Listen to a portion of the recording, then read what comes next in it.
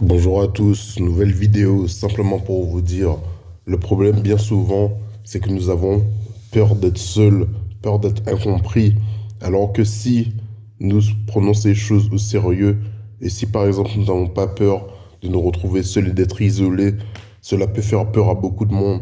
Et je vous assure que si nous sommes prêts à tout moment à disparaître, les personnes nous prendront toujours plus au sérieux. En fait, on ne réalise pas que bien souvent la solitude n'est pas une punition, mais bien souvent une protection. On ne se rend pas compte à quel point parfois on est protégé de certaines choses, de certaines personnes. De toute façon, qu'on le veuille ou non, dans notre vie, il y a des périodes où on sera seul dans nos difficultés, dans nos combats. Ça arrivera forcément, même si on est entouré à un moment donné de certaines personnes, à certains moments, mais à d'autres moments, forcément, on se retrouvera seul.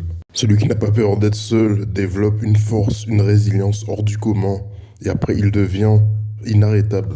C'est là qu'on puise nos forces, qu'on recharge nos batteries, qu'on trouve de l'inspiration, de nouvelles idées, de nouveaux projets émergent.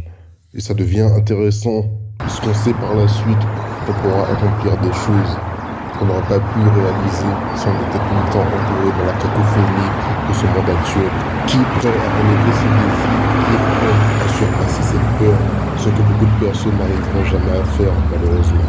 Lorsque nous arrivons à dépasser cette peur, est-ce que lorsque de nouveaux défis émergent dans notre esprit, on se dit qu'on peut les atteindre ou alors on se laisse envahir par le doute?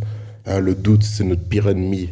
Alors qu'on peut faire des choses qu'on n'imagine pas, mais bien souvent, il y a une petite voix au fond de nous qui nous dit, et si tu n'y arrivais pas? Et si c'était juste une illusion? Et si tu n'en étais pas capable? Ah, il faut savoir la faire taire, cette voix. Elle est terrible.